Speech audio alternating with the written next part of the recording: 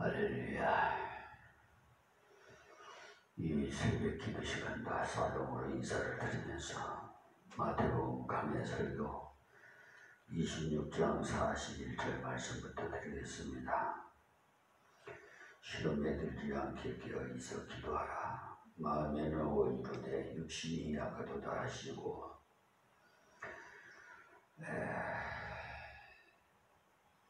어떤 교인은요 저에게 목사님 육신이 약합니다. 봐주세요라는 그런 식으로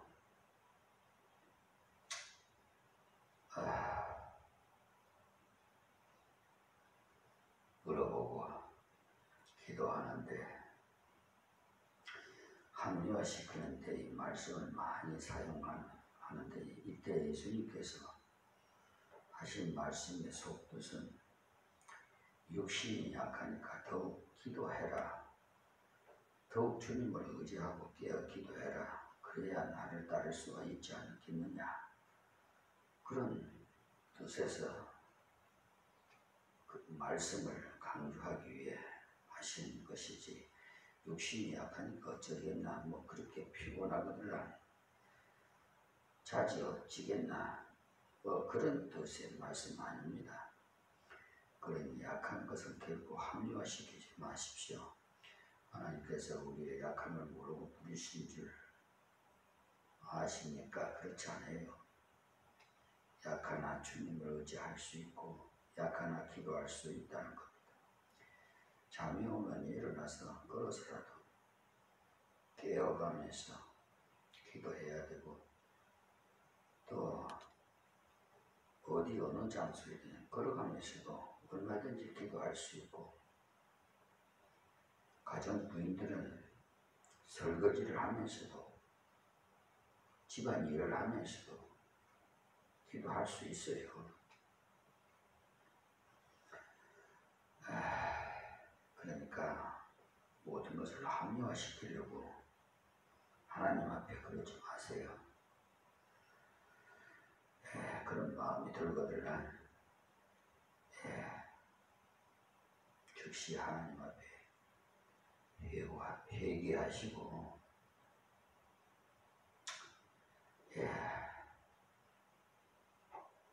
저는 성경을 읽다가도 잠이 오면 일어서서 그러면서 읽습니다.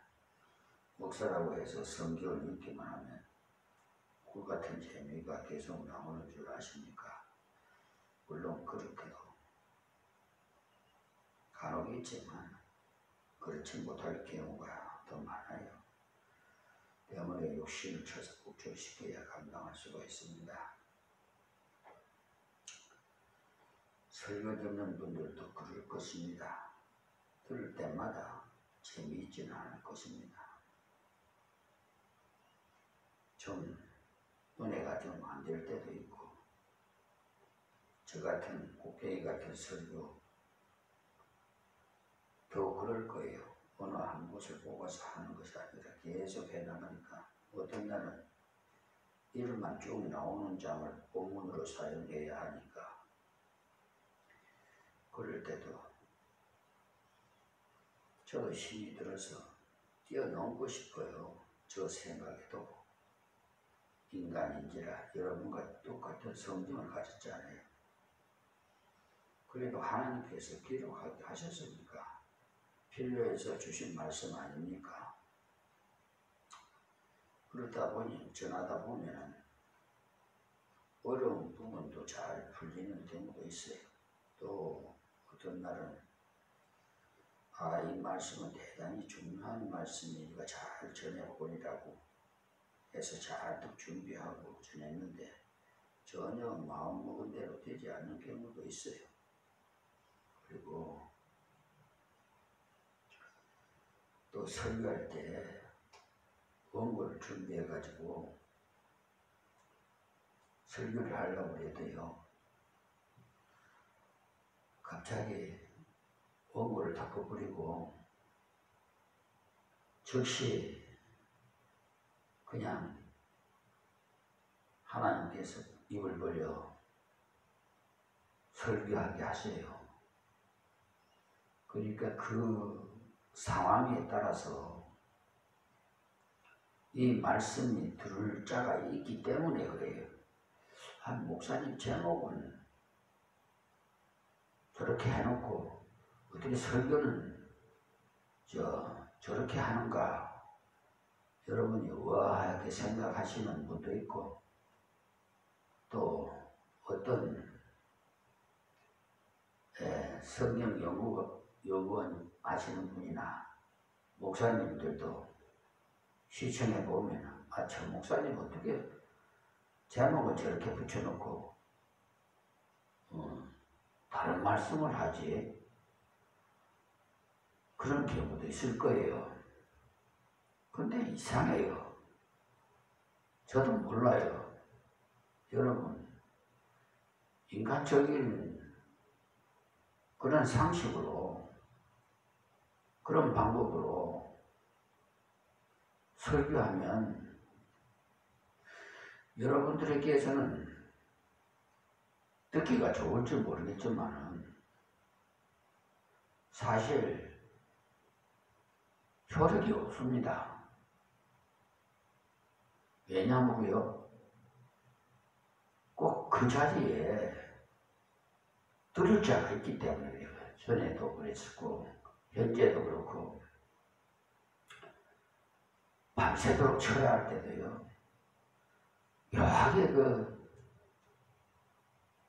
들어 말라, 내가 너와 함께 합니다 하면서 그냥 저의 손이 화살같이 그냥 지명을 해버려요. 그러니까 그분이 주신 말씀이죠. 그러니까 깨어서 들으라 그런 말이죠. 딴 생각하지 말고.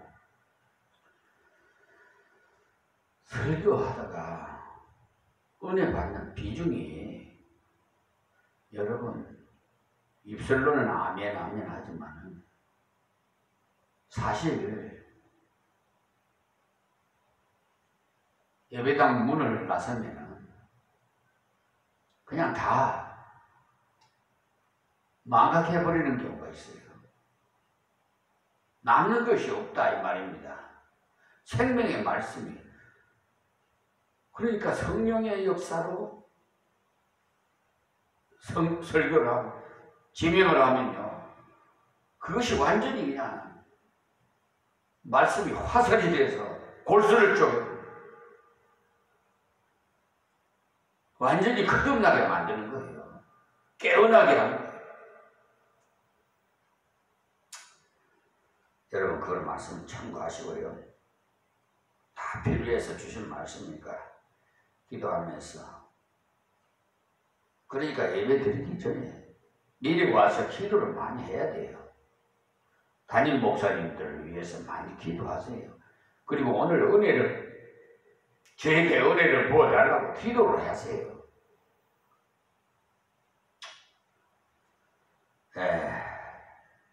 전하다 보면 어려운 부분도 잘 풀리는 경우도 있어요. 또 어떤 날은 이 말씀은 대단히 중요한 말씀이 잘 전해버리라고 해서 잔뜩 준비하고 전했는데도 전혀 마음 생각대로 되지 않는 경우도 있어요. 그러니까 주님을 위해서 일하는 자는 전적으로 주님을 의존해야 돼요. 의존하기 위해서는 자기를 쳐서 복종시켜야 돼요. 다시 말해서 자기가 죽어야 돼요. 내 안에 성령이 역사해야지. 자기의 지식과 경험과 그런 자기의 의지로 설교하면요, 로버트 하나님께서는 기뻐하지 않아요. 42절 말씀, 다시 두 번째 날 기도하여 가라사대 내 아버지여 만일 내가 마시지 않고는 이 잔이 내게서 지나갈 수 없거든 아버지 원대로 되기를 원하나이다 하시고 했습니다. 거의 같은 내용 기도를 반복하셨습니다. 그러니까 우리가 기도할 때 내용을 반복한다고 중언부언이 아닙니다. 뜻을 생각지 않고 드리면 중언부언이 되겠지요. 예수님도 같은 내용을 2번, 3번 기도하신 걸 보아요. 43절에 다시 보사 보신즉 저희가 자니 이는 저희 눈이 피곤함을 하밀려라 그래서 너무 피곤해서 눈이 저절로 감기어서 붙었다는 것. 인간적으로 생각하면 동정이 가는 장면이죠. 극도의 실망과 피곤이 이들을 이렇게 만든 것이니까. 그러니 주님 말씀을 주님 주시는 대로 받고 말씀으로 순종해야만이 하는 것입니다. 44절에 또 저희를 두시고 나아가 3번째 동일한 말씀으로 기도하신 후 그래서 같은 내용을 가지고 2번, 3번 기도하는 것이 잘못이 아니라는 것을 알 수 있어요. 중언부언이란 뜻없이 짓거리는 것을 말하는 것이지 같은 내용을 2번, 3번 기도하는 것을 말하는 건 아닙니다. 주기도문이나 사도신경을 고백할 때 성도들은 조심해야 할 것이 있어요. 뜻도 생각지도 않고 줄줄 외우지 않도록 특별히 주의를 하십시오. 주기도는요, 외우는 것이 아니라 드리는 것입니다.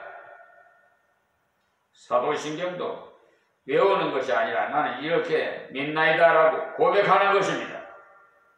그런데 그냥 줄줄 외워버리면 아무 유익이 없어요. 히브리서 5장 7절부터 보십시오. 겟세마네에서 예수님께서 드린 기도의 내용이 이렇게 설명이 거기에도 나와 있는데 그는 육체에 계실 때 자기를 죽음에서 능히 구원하실 이에게 심한 통곡과 눈물로 간구와 소원을 올렸고 그의 평행하심을 인하여 들으심을 얻었느니라고 말씀하셨습니다. 소원을 올리고는 하나님께 굴복해서 맡겠다는 겁니다.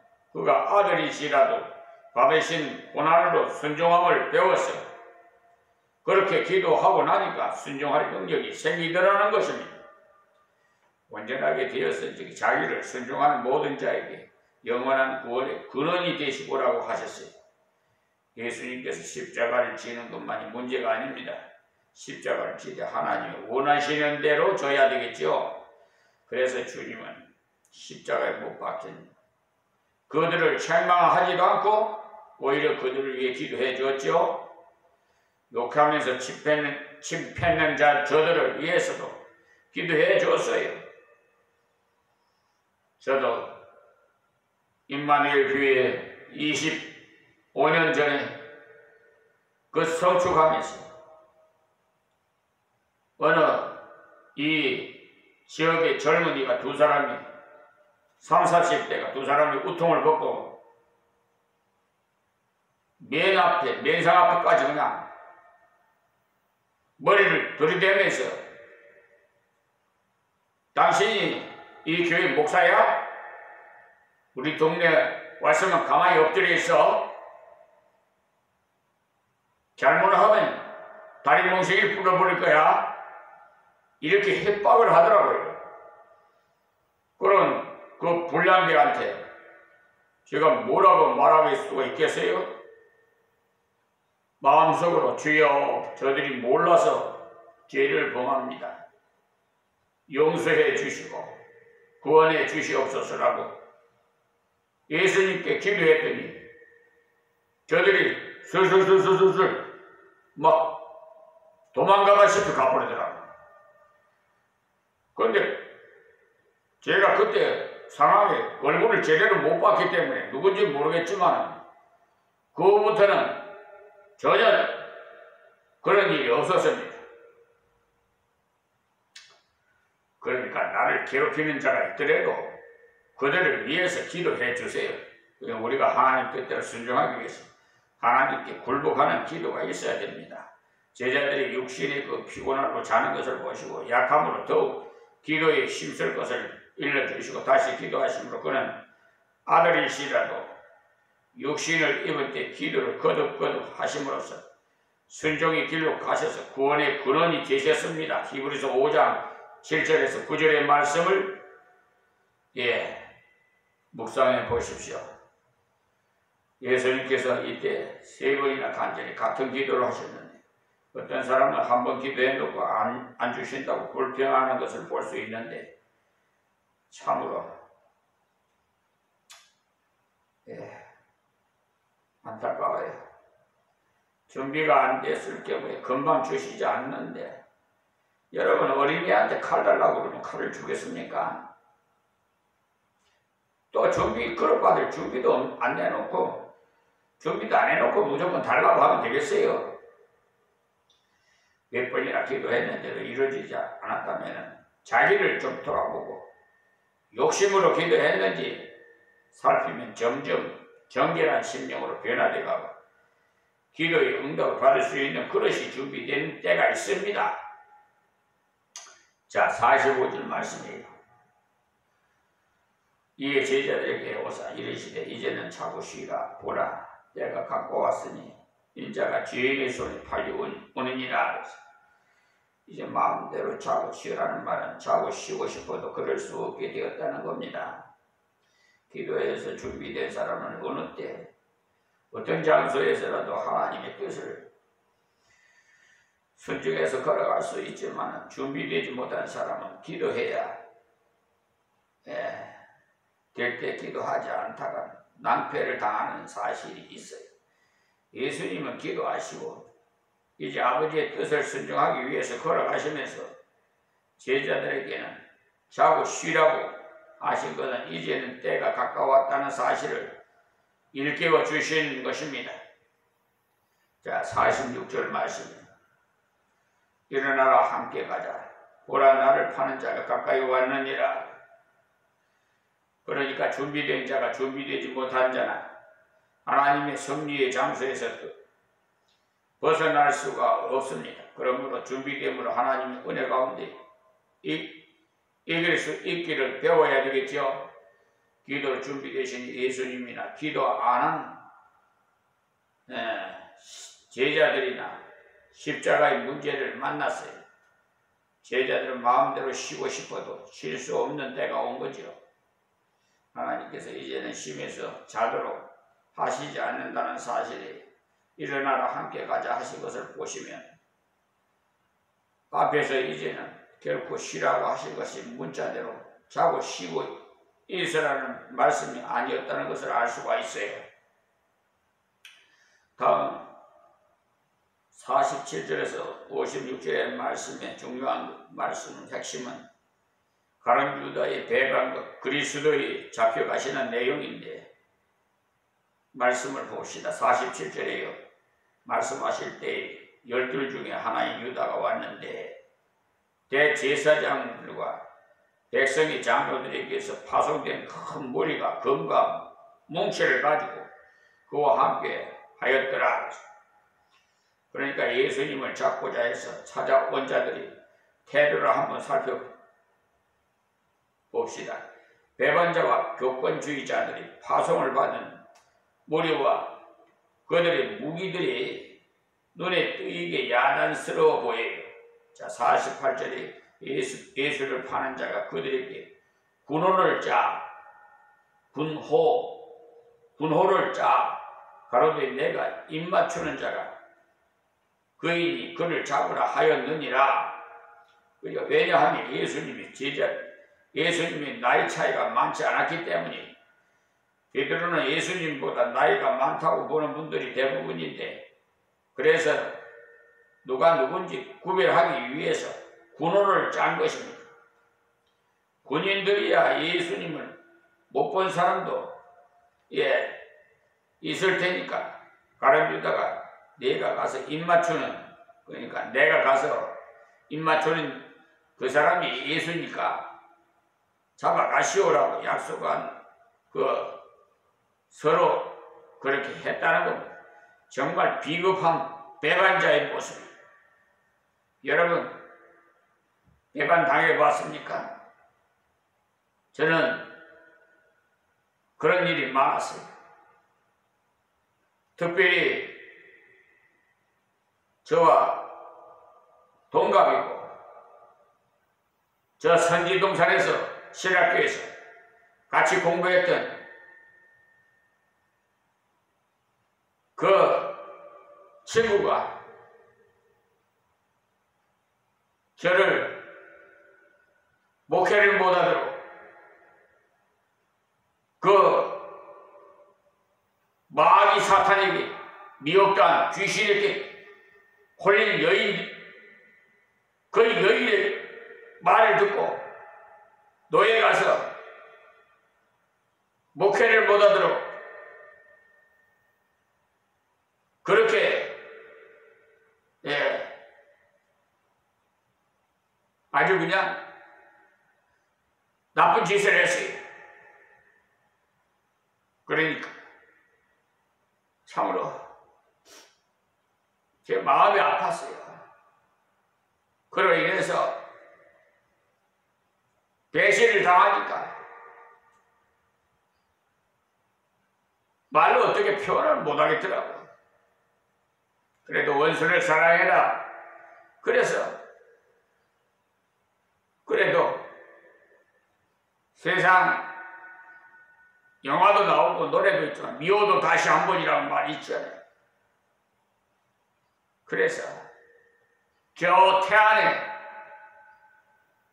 저 우리 대한예수교 합동 총회 소속인 남원제일교회 박병헌 목사님 소천하셨습니다. 지금은. 근데 태안에 수양관이 있어요. 그래서 농어촌 미자립교회 목사님들을 1년에 한 번씩 초청해서 만찬을 베풉니다. 그 이유는 그 목사님께서 어디에서 빈민 아주 미자립교회에서 고생하시는 목사님의 상이 크기 때문에 저도 여러분이 받는 상을 받기 위해서 이렇게 합니다라고 고백을 한 일이 있어요. 그 사모님도 대단히 훌륭하신 분이에요. 대부분 세계 위인전을 보시면 그 훌륭한 위인은요 부인에게서 나와 있어요. 부인의 보조가 그러니까 그 내조가 없이는 그럴 수가 없어요. 근데 거기 갔다가 이 강화에는 그저 호박고구마라고 하죠. 여기 그 토산품으로서는 순무하고 고구마, 사자, 쑥 이런 등등이 있습니다. 고구마를 한 박스 사가지고 미리 여기서 출발할 때 갔지요. 그래서 참석하고 이제 올 때 그거 들렸어요. 갔더니 없어요. 사모님만 계시고. 그래서 그 고구마하고 또 예배당에 들어가서 하나님 앞에 감사 예물을 올리고 사모님 뵙고 기도하고 그리고 돌아왔습니다. 그런데 며칠 있더니 그 고구마하고 하나님 앞에 예물 드린 예물하고 반납하러 왔어요. 세상에 그러면 되겠습니까? 결국은 하나님 그분이 쳐버렸어요. 데려가버렸어요. 무슨 전에 듣기는 뭐 예전에 무슨 기병이 있었다고 하는데, 기병이 있어도 오래 살 수가 있어요. 우리 인생의 생명 연수는 하나님 손에 달렸어요. 오늘 이 시간 말씀을 맺겠습니다. 하나님 불쌍히 여기시고 저들을 용서해 주시고 이 비천한 종이 전하는 말씀, 생명의 말씀만 저들이 간직하게 하옵소서. 오늘도 이 종이 하나님의 의뢰로 진로를 받기 위해서 세브란스 병원으로 갑니다. 하나님, 가는 길 오는 길도 지켜주시고 하나님, 비천한 이 종을 통해서 주님 살아계심을 만천하에 증거하게 하옵소서. 원하옵기는 아버지 몸된 교회가 주님이 오시는 날까지 방주의 일꾼을 감당할 수 있도록 도와주시옵시고, 물질 문제 때문에 하나님 영광 가리는 일이 없게 하여 주시옵소서. 또한 이방인들도 다 구원해 주시고 이 나라 안정이 속에서 발전할 수 있도록 하나님께서 세워주신 이재명 대통령을 붙들어 주시사 하나님 지시하여 이 나라 정치 잘 감당할 수 있도록 온 국민이 다 하나님께 영광 돌릴 수 있도록 구원해 주시고, 북한에 있는 우리 동포도 구원해 주셔서 남북이 하나가 되어 전 세계에 복음화를 접하는 대한민국이 되게 도와주시옵소서. 하나님이 보호하사 우리나라 만세! 할렐루야! 예수님의 이름으로 기도합니다. 아멘.